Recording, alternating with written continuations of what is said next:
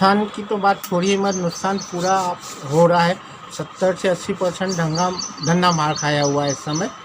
और आजीवन से होता क्या है, दुकानदार एक बार दुकान बंद करके खोल ले उसको कोई बड़ी तकलीफ़ नहीं है, पर आने वाली आम ग्राहक जो है उसको एक चीज़ के लिए 2 दिन तक लगातार मार्केट में दौड़ना और परेशान होना पड़ता है, जिससे लेडीज़ों को बहुत ज़्यादा तकलीफ़ हो रही है। और आजीवन के कारण कुछ चीज़ें उनको आज मिल पाती है तो कुछ चीज़ें कल मिल पाती है, जिसके कारण लेडीज़ लोगों को बड़ा परेशानी और होती है। और इन दिनों में कई जगह ऐसे है कि घर में छोटे बच्चे को वो लोग रख नहीं पाते हैं, साथ में छोटे बच्चे को भी लाना पड़ रहा है। लेडीज़ की ये मजबूरी बनते जा रही है। तो उनका कहना है कि आजीवन के कारण दुकानदार से ज़्यादा लेडीज़ों को तकलीफ़ हो रही है आने जाने में। एक दिन की जगह 2 दिन उनको मार्केट के लिए आना जाना पड़ रहा है। हमारे महापौर साहब जी ने कल 12 फुट रोड पे के लिए बोला था कि कल से दुकानें दोनों तरफ की खुलेगी, पर यहाँ पे वो नियम लागू नहीं हो पा रहा है। कमाल चौक पे हमारे कुछ व्यापारियों ने मिस्टर राठौर सहायक आशीनगर जोन वालों को फ़ोन किए थे, तो उन्होंने कह दिया कि हमें ऐसा कोई आर्डर नहीं मिला है, जब तक आर्डर नहीं मिलता हम फॉलो नहीं कर पाएंगे। ये क्या है, महापौर एक बोलता है और होता नहीं है। ये महापौर की कैसी दशा है नागपुर शहर के अंदर, ये हमें समझ से परे है। मैं मुंडे जी से एक ही बात कहना चाहता हूँ, सेंट्रल गवर्नमेंट की गाइडलाइन आई हुई है 31 जुलाई को, जिसमें उन्होंने कहा गया है कि रात का कर्फ्यू भी हटा दिया गया है। अब ये बताइए कि जब रात का कर्फ्यू हटा दिया गया है तो शाम के 7 बजे बंद कराने का क्या तुक, उसका टाइम पीरियड क्यों न बढ़ा के व्यापारियों को पूरा टाइम धंधा करने दिया जाता है।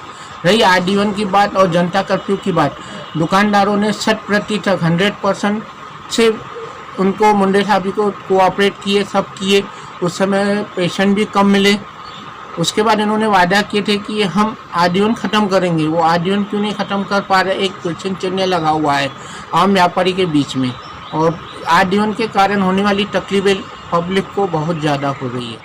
देखिए, जो आजीवन लागू है उसमें जो दुकान का स्टॉक है वो तो ख़राब होते ही जा रहा है, और कई चीज़ें ऐसी है जिनकी लाइफ 2 दिन 4 दिन 5 दिन रहती है। डेयरी फ्रूट वालों की, इनकी उनके तो धंधे पूरे चौपट हो गए हैं। मिठाई वालों के, उनके धंधे पूरे चौपट होते जा रहे हैं। और जो दूसरे फैंसी कपड़ा है, हमारा जो फैंसी कपड़े की लाइन है, उसमें पूरा स्टॉक डेड होते जाता है। आजीवन के कारण जो चीज़ अब नहीं बिक पा रही है वो दिवाली में भी बिकेगी क्या, एक क्वेश्चन चिन्ह बनते जा रहा है। पूरा स्टॉक की ऐसी तैसी होते जा रहा है। देखिए, एक आम दुकानदार के यहाँ पे कपड़े व्यापारी हो गया या दूसरे धंधे वाले हो गए, उनके यहाँ दिन भर में 15 से 20 ग्राहकों के बिल बनते हैं। उसमें न कभी भीड़ इकट्ठी होती है न कुछ होता है।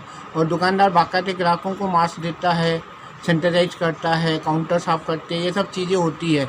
जो भीड़ इकट्ठी होती है वो कई बार जैसे भी मोर्चे निकल रहे हैं भाजपा वालों के, दूध के कारण, इसके कारण, तो उनमें तो हम लोगों से ज़्यादा भीड़ इकट्ठी हो रही है। क्या वहाँ कोरोना नहीं हो रहा क्या? 90% दुकानदार सभी लोग करते हैं। कुछ दुकानदारों के इतनी एंट्रियाँ कम होती है जो थर्मल पावर स्टेशन का यूज नहीं कर पाते हैं, या कुछ ग्राहक कर नहीं पाते। इवन जो उन्होंने बोले लेडीज़ लोग मास्क नहीं पहनती है, यहाँ जो आती है लेडीज़ उनको कई बार विनती करने बाद भी मास्क नहीं पहनती है। उनको मास्क भी देना अपनी तरफ से पड़ता है, दुपट्टा बांधने के लिए देना पड़ता है। कई बार तो डर दिखाना पड़ता है कि हमारे सामने का स्टाफ आपके यहाँ आएगा ही नहीं माल देने के लिए, फिर वो तैयार होता है। जो लोग नहीं मान पाते उसके लिए दुकानदार कहाँ तक जोचे। मैं मानपा मुद्दे आयोग साथ से रिक्वेस्ट करना चाहता हूँ, जैसे भारत गवर्नमेंट की गाइडलाइन आई हुई है 31 जुलाई को कि भैया रात का कर्फ्यू हटा दिया जाए। अब जब रात का कर्फ्यू हटा दिया जाता है तो 7 बजे का मायना ही नहीं रह गया। दुकानदारों को अपना दुकान का टाइम पूरा करने दिया जाए, और आजीवन समाप्त करने के लिए मैं उनसे रिक्वेस्ट करता हूँ। मैं हरीश हेमड़ा जानी कमाल चौक दुकानदार की तरफ से बोल रहा हूँ। मैं ये मेरे यहाँ आने वाले हम ग्राहकों को सोशल डिस्टेंस के लिए पहले बोलते हैं और उनको सैनिटाइज करते हैं, उनके हाथ धुलवाती है एक बच्ची हमारे यहाँ की। उसके बाद एक बार एक करके ग्राहक को हम दुकान के अंदर भेजते हैं दुकान में, ताकि गर्दी न रहे। और एक तरह का हम अवेयरनेस पूरी तरह से करते हैं बिल्कुल। और वो ग्राहक जाने बाद हम काउंटर भी साफ सुफ कर लेते हैं बरोबर। उसके बाद सैनिटाइज कर लेते हैं, उसके बाद नेट ग्राहक लिया जाता है। ठीक है, बढ़िया बोला।